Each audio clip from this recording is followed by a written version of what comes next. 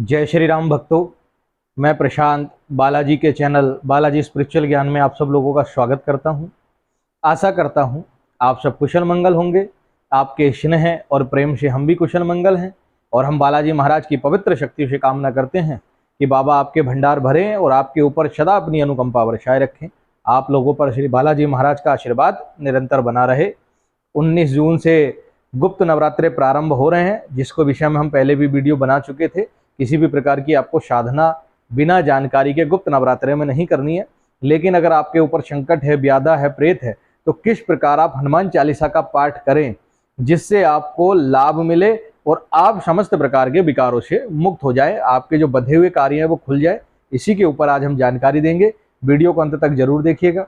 और जिन लोगों ने चैनल को सब्सक्राइब नहीं किया है, हमारे चैनल को सब्सक्राइब करके पास आए बेल आइकन को दबाकर ऑल का बटन दबा देना, जिससे आने वाली वीडियो, आने वाली अपडेट आप लोगों को मिलती रहे। चलिए आज का विषय शुरू कर लेते हैं।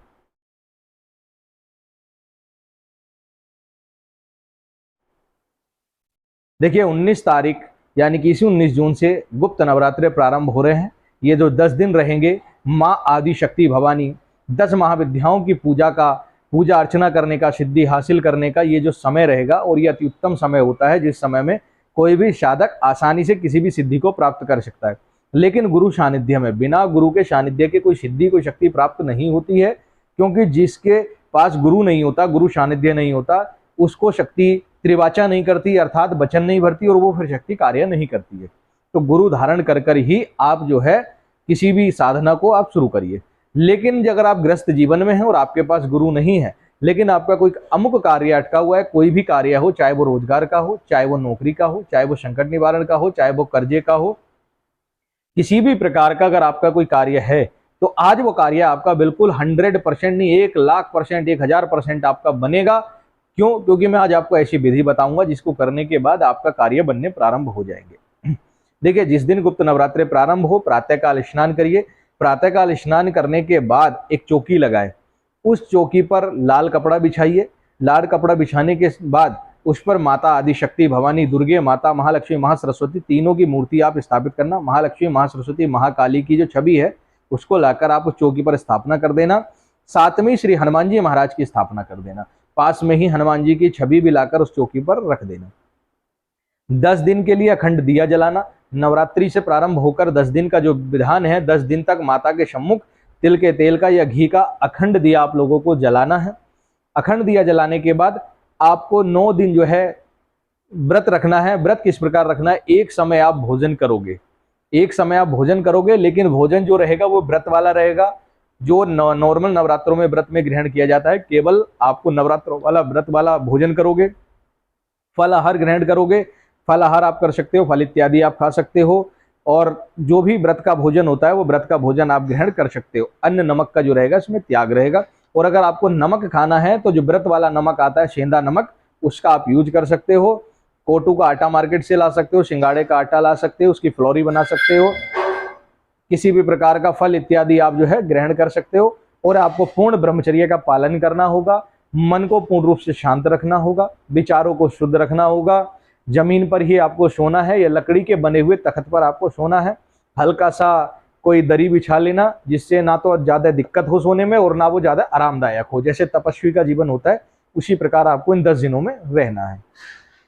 पहले दिन आपको संकल्प ले लेना है कि हे हनुमान जी महाराज, हे जगत माता, हे आदिशक्ति माता, हे त्रिभुवन की आदिशक्ति मातेश्वरी माता, मेरा नाम ये है, मेरे पिताजी का नाम ये है, मेरा गोत्र ये है, मेरा कुल ये है, और मैं यहाँ का निवास करने वाला हूँ। और आज गुप्त नवरात्रि के प्रथम दिन मैं जो संकल्प ले रहा हूँ कि मैं इस अमुक कार्य के लिए, यानी कि नौकरी प्राप्ति हेतु, विवाह के लिए, संतान प्राप्ति हेतु, संकट निवारण हेतु, या जो भी आपकी समस्या हो उसके निमित्त प्रभु मैं हनुमान चालीसा के 400 पाठ का संकल्प ले रहा हूँ। कितने पाठ का? 400 पाठ, 400 पाठ का प्रभु संकल्प ले रहा हूँ। मेरे इस अमुक कार्य को करें, अपना आशीर्वाद मुझ पर बनाए रखें और अपनी कृपा दृष्टि मुझ पर जो है बनाए रखिएगा। क्यों और 400 पाठ का क्यों बताया है उसके लिए मैं बता देता हूँ। और आपको जो है लाल आसन रखना है, लाल आसन पर बैठना है, ठीक है ना। गमछा अपने गले में लाल कलर का डाल लेना। वस्त्र आप जो है सादे सिंपल पहन के रखना, मर्यादित जो वस्त्र आते हैं वही पहनना। और आंख बंद कर करके श्री हनुमान चालीसा का नियमित 10 दिन तक पाठ करना। आपको 400 पाठ का संकल्प आपको पूर्ण करना है हनुमान चालीसा का उन 10 दिन में। अब उनको किस प्रकार करोगे, आप 10 दिन से 400 को डिवाइड कर देना, जो भी आपके 40 पाठ प्रतिदिन के आपके बैठ जाएंगे, यानी कि 20 पाठ सुबह, यानी कि 21 पाठ सुबह करिए, 21 पाठ शाम करिए, 400 प्लस आपके हो जाएंगे 10 दिन के अंदर अंदर। तो 21 सुबह 21 शाम करोगे, ज्यादा आपके ऊपर बर्डन भी नहीं आएगा, आपको ज्यादा भार भी नहीं लगेगा, और 10 दिन में आपके 400 पाठ हो जाएंगे, और उस संकल्प के परिणाम स्वरूप जो भी आपकी मनोकामना है वो पूर्ण हो जाएगी। 400 पाठ ही क्यों बोले, उसका रीजन मैं आपको बता देता हूं। क्योंकि कलिकाल अर्थात कलयुग में किसी भी पाठ का चतुर्गुणा करना पड़ता है उस पाठ का लाभ लेने के लिए। जैसे अगर हम किसी में पाठ, अगर कोई 1000 पाठ से सिद्ध होता हो तो उसको चतुर्गुणा यानी 4000 पाठ करने पड़ेंगे। और उसमें लिखा है, ये शतवार पाठ कर कोई, छूट ही वंदी महासुख होई। जो हनुमान चालीसा का नित्य 100 बार पाठ करता है वो समस्त बंधनों से मुक्त होकर होए सिद्ध साखी गौरीशा। प्रभु शिव और शक्ति के आराध्य से किसी भी प्रकार के जो भी उसके कार्य हैं वो संपूर्ण हो जाते हैं, सिद्धता हासिल कर लेता है। लेकिन आपको क्या करना है, 10 दिन में केवल 400 पाठ करने हैं, 21 सुबह 21 शाम।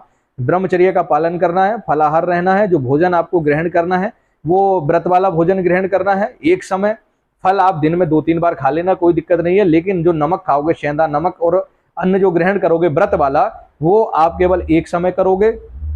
किसी को गाली नहीं दोगे, किसी के प्रति बुरे विचार नहीं रखोगे, और यकीन मानना अगर आप ये 10 दिन तक कर लेते हो, लेकिन प्रभु हनुमान जी महाराज का विशेष आशीर्वाद आपको प्राप्त हो जाएगा। वो हनुमान चालीसा आपके लिए जागृत हो जाएगी, और उस हनुमान चालीसा के प्रभाव से आपके समस्त कार्य बनने लग जाएंगे। फिर नित्य प्रतिदिन 5 पाठ का आप कर सकते हो।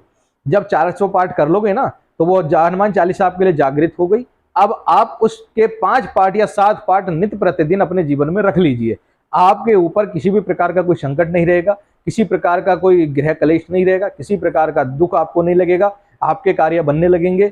जो भी आप जिस भी कार्य को आप करोगे उस कार्य को करने के लिए आत्मबल आपको प्राप्त होगा, आपके सफल मनोरथ सिद्ध हो जाएंगे। जो विधान हमने बताया है उस विधान के अनुसार करिए, और आखिर में जो लास्ट नवरात्रों का आखिरी वाले दिन रहता है, हनुमान जी के 108 नामों से श्री हनुमान जी महाराज को हवन कर दीजिए। कुछ नहीं करना है, 108 नामों से श्री हनुमान जी महाराज का हवन कर दीजिए। आपका ये 400 पाठ सिद्ध हो गया। आपका ये 400 पाठ जो है हनुमान चालीसा आपके लिए जागृत हो गई, आपके लिए काम करेगी, और आपके लिए जो भी है, जो भी आपकी मनोकामना है, जो आपने संकल्प लिया है, वो संकल्प आपका पूर्ण हो जाएगा। उम्मीद करता हूँ दी हुई जानकारी आपको अच्छी लगी होगी। दी हुई जानकारी आपको अच्छी लगी हो तो हमारे चैनल को सब्सक्राइब करना, पास आए बेल आइकन को दबाकर ऑल का बटन दबा देना, जिससे आने वाली अपडेट, आने वाली वीडियो आप लोगों को मिलती रहे। हम आपके लिए लेकर आते हैं बालाजी से जुड़ी जानकारी। जय श्री राम, जय श्री बालाजी महाराज, जय महाकाल।